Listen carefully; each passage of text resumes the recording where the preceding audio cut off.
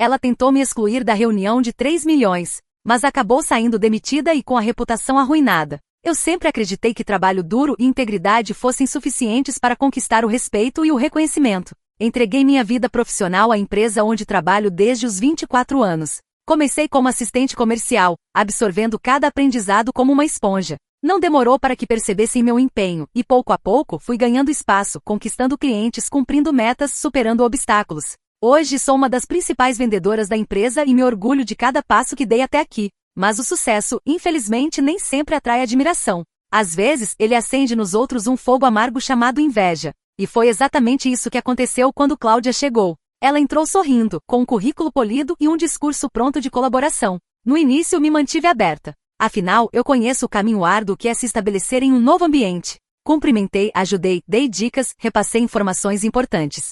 Mas logo percebi que minha gentileza não era bem-vinda. Não demorou muito para que os comentários começassem. Disfarçados de brincadeiras, alfinetadas sutis, observações maldosas diante de colegas. Janaína tem sorte, né? Sempre pega os melhores clientes. Ou então, nossa, se eu tivesse o tempo que ela tem aqui, também faria mágica. Eram frases ditas com um sorriso nos lábios, mas os olhos não mentiam. No início, achei que fosse paranoia minha. Que talvez ela só tivesse um jeito mais direto, talvez estivesse tentando se enturmar. Respirei fundo, respirei de novo. Ignorei. Segui trabalhando. Mas as provocações foram se intensificando. Quando eu apresentava bons resultados, ela arrumava uma forma de diminuir. Quando eu estava ausente por reuniões externas, ela espalhava que eu me fazia de importante. Comecei a notar olhares cruzados, cochichos. A dúvida foi se instalando não sobre meu trabalho, mas sobre o ambiente que até então parecia saudável. Mesmo assim, continuei firme. Recusei-me a devolver no mesmo tom. Não queria me perder no jogo sujo que ela parecia dominar tão bem. Preferi o silêncio, a produtividade, os números. Meu foco era entregar. Lembro de um dia específico, uma sexta-feira em que recebi uma ligação de um cliente antigo, que elogiou meu atendimento e pediu para renovar o contrato por mais 2 anos. Um feito raro. Compartilhei a notícia com a equipe em nosso grupo interno. A resposta de todos foi positiva, mas a dela se destacou. Uau, e ainda tem tempo para isso com tantos cafés e papos durante o expediente? Li e reli. Me perguntei se eu estava exagerando. Mas não, ela estava mesmo me minando, peça por peça. Aquilo começou a me afetar mais do que eu gostaria de admitir. Eu, que sempre fui confiante, me pegava questionando se estava fazendo tudo certo, se era visível que eu merecia o lugar que conquistei. A ansiedade se instalava nas pequenas coisas. Revisei e-mails dezenas de vezes, temendo que algum erro fosse usado contra mim. Ao mesmo tempo, comecei a observar Cláudia com mais atenção. Seus gestos, suas investidas. Ela era habilidosa em manipular percepções, em sorrir para os líderes e criticar os colegas pelas costas. Sabia jogar, e jogava pesado. O que me doía não era apenas a injustiça das provocações, mas o fato de que ninguém parecia enxergar. Meus superiores continuavam neutros, os colegas evitavam se envolver. Eu me sentia sozinha, mas não derrotada. E foi aí que tomei uma decisão silenciosa, mas definitiva. Ela não me derrubaria. Ainda que me cercasse de desconfiança, ainda que tentasse escurecer meu nome, eu resistiria com meu melhor trunfo, minha verdade. Ela podia jogar com intrigas, eu jogaria com resultados. Ela podia tentar me isolar, eu me cercaria de resiliência. Porque eu sabia que mais cedo ou mais tarde, a verdade sempre encontra um jeito de emergir. Mal sabia eu que dali em diante, o jogo dela só iria escalar. Com o passar das semanas, percebi que Cláudia havia adotado uma estratégia mais silenciosa, mas ainda mais nociva. Ela passou do sarcasmo para a sabotagem sutil, aquela que não deixa rastros, mas mina sua credibilidade aos poucos, como um veneno administrado em pequenas doses. Começou com pequenos detalhes. Informações que deveriam ser compartilhadas entre a equipe e nunca chegavam até mim. Tarefas redistribuídas sem que eu soubesse. Comunicados que eram passados verbalmente para todos, exceto para mim. No início, duvidei de minha própria percepção. Será que eu não vi aquele e-mail? Talvez eu tenha esquecido aquele prazo. Mas a frequência dos acontecimentos começou a deixar claro. Não era distração da minha parte. Alguém estava interferindo. Foi quando recebi uma ligação de um cliente importante, visivelmente irritado, dizendo que esperava meu retorno há dias. Eu, surpresa, expliquei que não havia recebido o e-mail dele. Após desligar, fui verificar e encontrei a mensagem na lixeira, marcada como lida. Aquilo me fez gelar. Comecei a revisar os logs do sistema. Descobri que alguém com meu acesso havia entrado fora do expediente.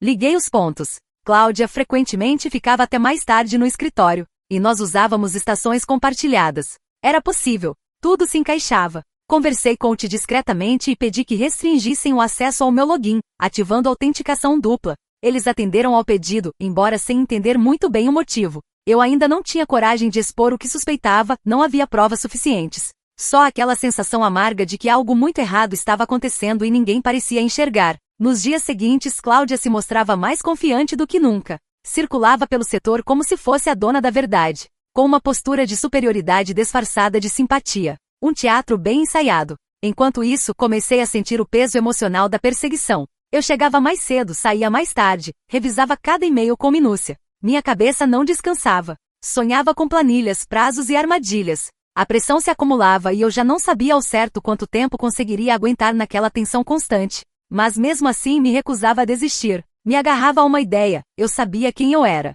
E mesmo que todos ao redor estivessem cegos, eu não precisava provar nada para ninguém.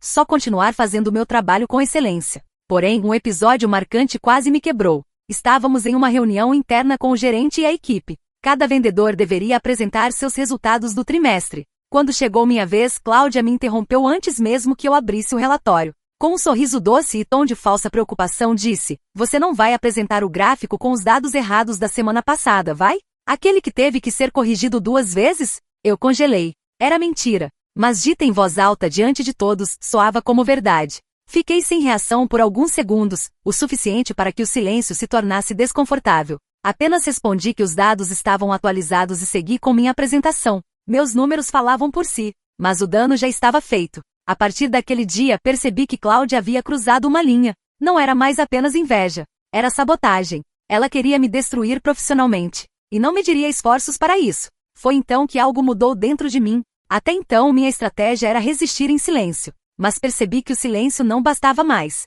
Eu precisaria ser estratégica também. Ficar um passo à frente. Mal sabia ela, mas eu tinha uma carta escondida que poderia mudar todo o jogo. E o momento de usá-la estava se aproximando. As oportunidades de ouro geralmente não vêm com luzes piscando ou sinais evidentes. Às vezes, elas chegam disfarçadas de tensão, exigindo sangue frio e inteligência emocional. Foi assim que me senti quando soube da proposta milionária que nossa empresa poderia fechar com um novo cliente. Um contrato de 3 milhões de reais, algo que poderia mudar nossa posição no mercado. Na reunião de alinhamento, meu nome foi escolhido para representar a equipe na apresentação. O gerente foi claro, Janaína tem mais experiência nesse tipo de negociação, e os dados mostram que ela é a melhor vendedora do trimestre. Eu agradeci, mantendo a compostura, mas por dentro sentia uma mistura de orgulho e apreensão.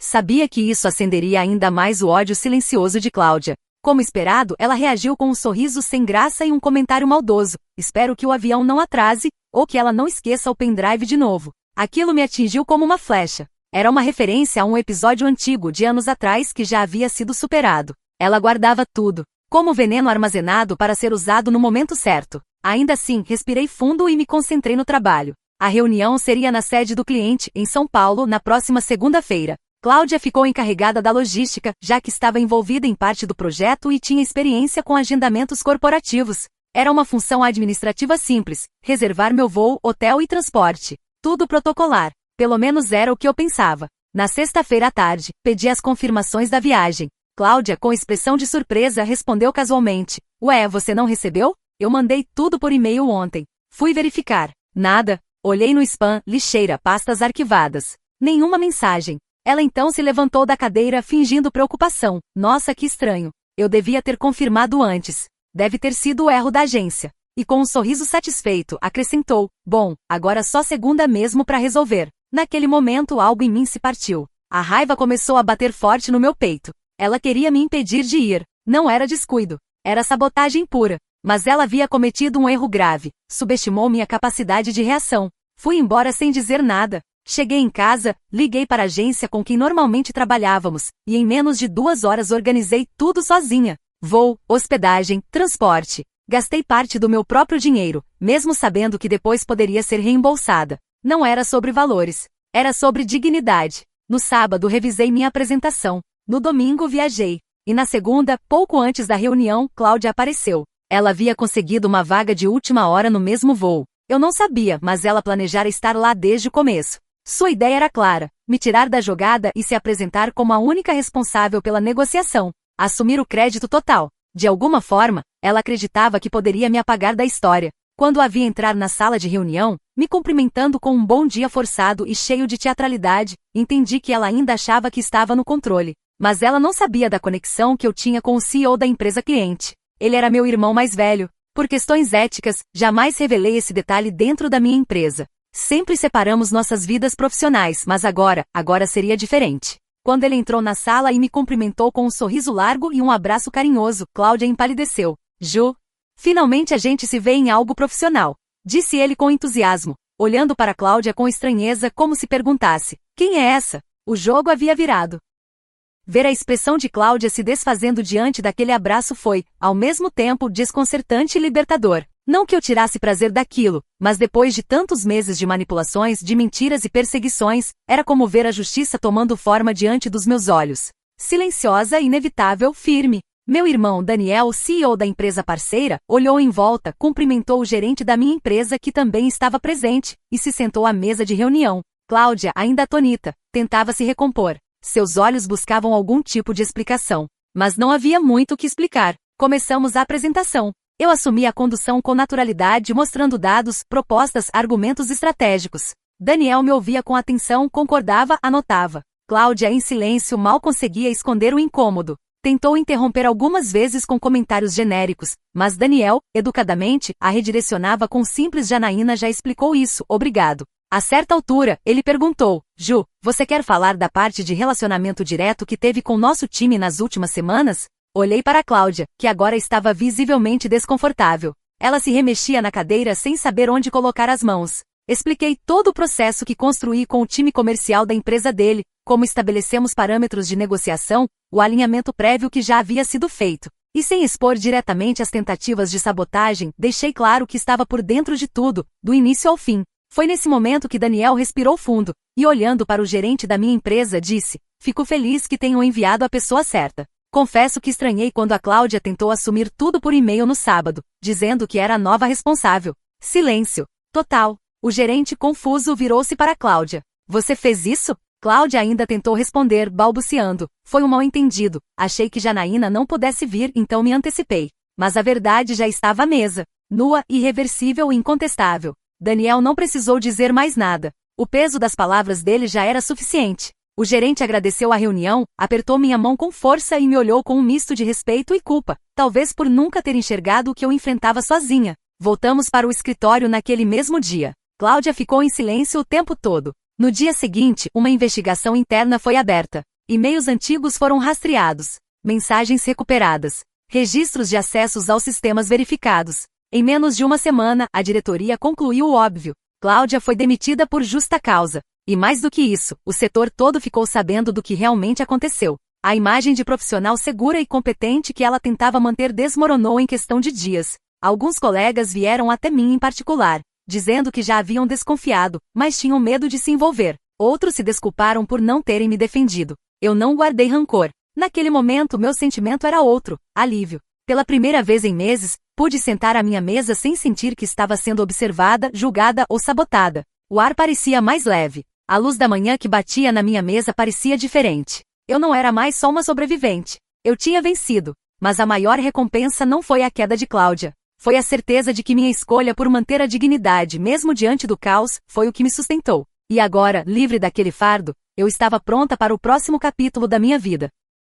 Depois da demissão de Cláudia, o silêncio tomou conta do escritório. Não aquele silêncio desconfortável, carregado de tensão, mas sim um tipo de paz. Uma calmaria que há muito eu não sentia. Pela primeira vez em muito tempo, meu corpo e minha mente não estavam mais em estado de alerta constante. As noites voltaram a ser de sono profundo, e as manhãs não começavam mais com o coração acelerado e o estômago embrulhado. Eu não queria comemorar a queda de alguém. Nunca fui esse tipo de pessoa. Mas seria mentira dizer que não senti um alívio profundo. Cláudia representava tudo que há de tóxico em ambientes profissionais. Competitividade desleal, manipulação, inveja mascarada de competência. Sua ausência trouxe luz a um setor que havia se tornado sombrio, pesado. No dia seguinte à demissão, fui chamada pela diretoria. Entrei na sala sem saber exatamente o que esperar. Ainda estava me acostumando com a ideia de que a verdade finalmente havia vencido, e parte de mim desconfiava que algo novo pudesse surgir. Mas, para minha surpresa, fui recebida com elogios. O gerente, antes tão passivo, agora demonstrava verdadeira admiração. Janaína, você demonstrou um nível de profissionalismo e maturidade que poucos teriam na mesma situação, ele disse. Queremos não apenas agradecer pelo contrato fechado com a empresa do Daniel, mas também pela forma como você lidou com toda a adversidade. Foi exemplar. E então veio o inesperado, uma promoção. Fui oficialmente nomeada gerente de contas estratégicas, com uma equipe própria e autonomia para lidar com clientes de alto valor. Era o reconhecimento por tudo que eu havia entregado. Não apenas resultados, mas resiliência, postura, coragem. Saí da sala com um misto de emoção e alívio. Senti os olhos marejarem, mas respirei fundo e segurei as lágrimas. Não por orgulho, mas porque aquelas lágrimas pertenciam a uma parte de mim que já estava ficando para trás. A parte que sofreu calada, que foi testada todos os dias, que duvidou de si mesma mesmo sabendo que estava certa. Aos poucos, fui reformulando meu dia a dia. A liderança trouxe novos desafios, claro, mas também uma sensação de propósito. Agora eu podia orientar outras pessoas, criar um ambiente mais saudável, fazer aquilo que tanto me faltou enquanto enfrentava Cláudia, apoio. Alguns meses se passaram, e certa manhã recebi uma mensagem inesperada de uma ex-colega. Ela havia visto o perfil de Cláudia em uma rede profissional. Ela está tentando se recolocar, mas não consegue. O setor inteiro está comentando o que aconteceu. Eu li a mensagem, mas não respondi. Não por indiferença, mas porque aquilo já não me importava mais. Cláudia havia cavado o próprio buraco. Colheu exatamente o que plantou. Eu, por outro lado, escolhi trilhar outro caminho, mais difícil, mais solitário, mas infinitamente mais honesto. Ainda me pego, às vezes, refletindo sobre tudo o que aconteceu. Sobre como a inveja pode se transformar em arma, e como o silêncio pode ser tanto escudo quanto prisão. Penso na quantidade de pessoas que passam por situações parecidas, que são caladas, desacreditadas, sabotadas em silêncio. E me dói saber que muitas vezes essas histórias não terminam como a minha. Por isso, hoje, no meu lugar de liderança, faço questão de estar atenta aos sinais, de oferecer escuta, de criar espaços seguros. Quero que minha equipe saiba que não precisa enfrentar lobos em silêncio. Quero que elas e eles saibam que ser bom não é fraqueza, é força. Olho para trás com gratidão, não pela dor, mas pelo que ela me ensinou. Aprendi que dignidade não é moeda de troca, que o caráter é o que sustenta nossos passos quando tudo parece ruir, e que no fim a verdade encontra um jeito de florescer, mesmo nos terrenos mais áridos. Hoje sigo em frente, forte, firme e em paz. Deixei o passado onde ele pertence, e encontrei finalmente o meu lugar.